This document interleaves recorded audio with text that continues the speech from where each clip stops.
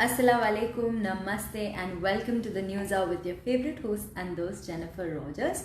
And if you are new to our channel, do not forget to share this video with all your friends and family so they are aware about all the things happening in Qatar and all around the world.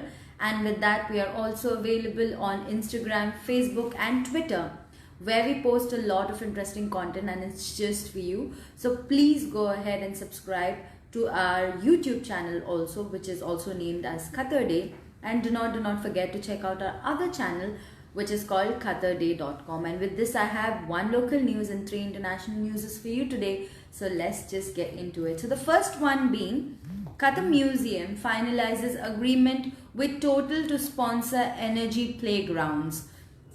So in conjunction with the opening or the reopening of National Museum of Qatar on the 1st of October, Qatar Museum has finalized the agreement with Total E&P, one of the top integrated multi-energies company in Qatar, to sponsor the energy playground, which will open at NMOQ at a larger stage. So the CEO of Qatar Museum and Total Qatar's country chair signed the agreement during an online ceremony. The NMOQ's Energy Playground, one of three spread across the museum's garden, will provide a unique experience for families to learn more about energy and the history of Qatar's oil expansion. Now, the playground will be designed for families to engage in intergenerational kinetic play activities, they are calling it, okay? And from the extraction of crude oils and natural gases, though through their process and even the byproducts that in turn benefits today's society. So the playground will be entered from various pathways, enabling a choose your own adventure. Industrialized experience will ultimately expose visitors to the future of renewable and non-renewable energy. Now, commenting on the successful collaboration, CEO of Qatar Museum said, following on from the announcement of the Total and the official sponsor of NMOQ's Energy Playground late last year, it gives us great pleasure to finalize this agreement. Qatar energy sector has played an integral role in one of the country's development, and this growth has been supported by a long-standing partnership with Total and France, which is celebrated this year through Qatar and France Year of Culture. Now we look forward to welcoming back families and the wider communities to NMOQ to explore the playgrounds we opened earlier this year, and will be exciting spaces for families to learn more about the fascinating history of Qatar's oil exploration in immersive and fun setting.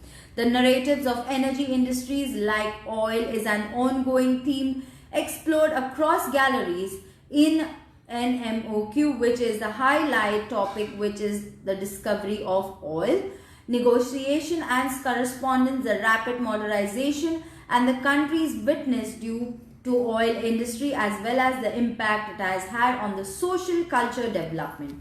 Now with this, let me get to the first international update of the day, which is Azerbaijan accuses Armenia now for targeting cities outside the disputed regions. Azerbaijan's president said on Sunday that Armenia targeted large cities in Azerbaijan with missile strikes.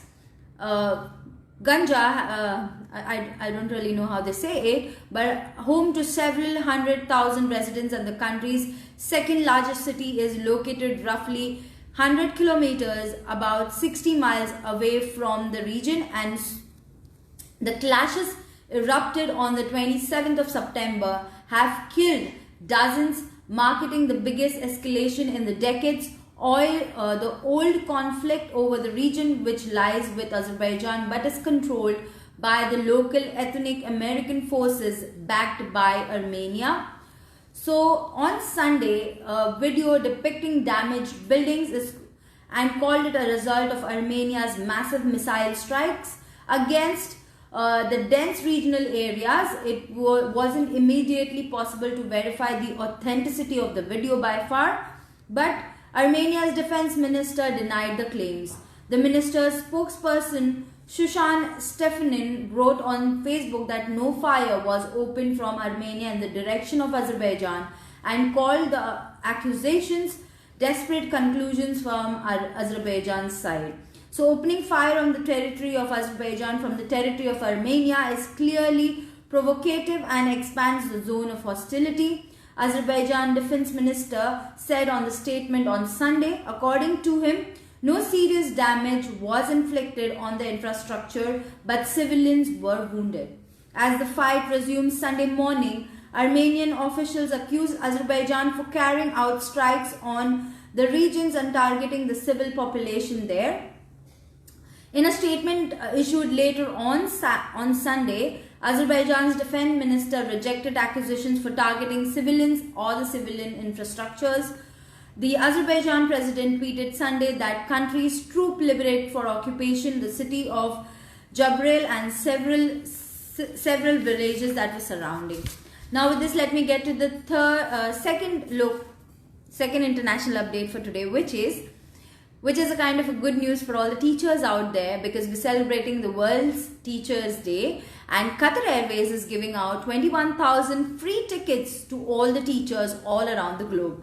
To mark Teachers Day, Qatar Airways is giving away about 21,000 complimentary economy class tickets to teachers all around the world. In addition, the teachers will receive a promo code for 50% off on a future booking, which they can use for themselves, a friend or a family member.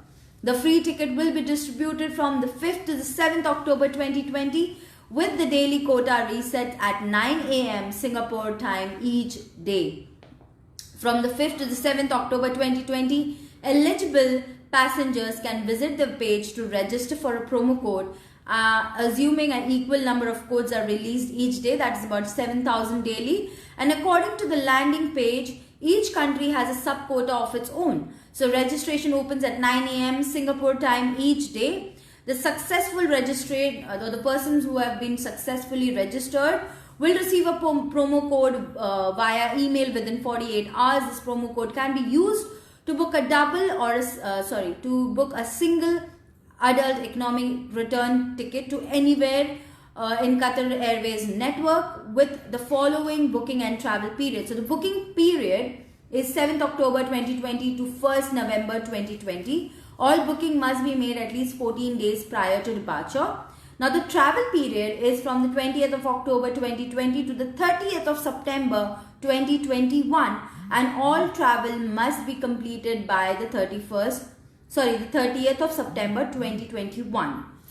Now the promo code does not cover code share and interline partnership. In other words, your flight must be marketed and operated by Qatar Airways, so no via flights can be done. It's only Qatar Airways purely. And you'll need to enter the promo code in the booking winget at the time of the flight search. Now under this promotion, all fares and fuel subcharges will be waived off. However, you will still need to pay the airport taxes. This cost will be around $41 flying out of Singapore, and anywhere from $10 to $200 flying on a return. To avoid, it's just a tip they've given you, avoid London because the APD is a killer there.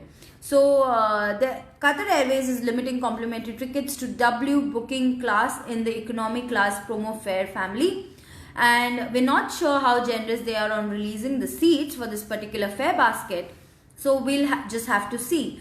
Teachers who register for the free flight will also be eligible to receive a promo code for 50% on any future flights with Qatar Airways. So with this, now which are the teachers who are eligible for this? So classroom paraprofessionals, teaching assistants and substitutes, intervention and inclusive specialists, tutors, senior leaders, early childhood teachers, student counselors, primary teachers, secondary teachers, casual teachers, ELS teachers, special education teachers, teachers aid, vocational education and training teachers, instructors, preschool and early year practitioners, and classroom technicians. So these are the people who can apply for these promo codes and who are eligible to get a free ticket from Qatar Airways. Now to confirm your eligibility, passengers are requested to present the following documents at the time of departure. So what are the documents that you will require? So an official stamp and a signed letter from the institute or the school or your current employment, which must clearly state that the occupation and the country of the employment, staff ID and the reference number matching the information submitted on the campaign registration or form. Okay. Now, copies of photographs of the letter will not be accepted, so it has to be original. An employment ID or a reference number certificate is must needed. A reference number relates to the professional teacher registration number assigned by the Board of Education or the Ministry registration. Boarding will be denied if the passenger is unable to present these documents. So you have to remember all this before you do this. Now, let's get to the last international update of today, which is New Zealand's Prime Minister Jacinda Ardern says that they have beaten up the virus again. So they beat the virus again. Prime Minister Jacinda Ardern declared on Monday New Zealand beats the virus again and announced restrictions on the country's largest city will be eased after the second COVID-19 wave has been contained.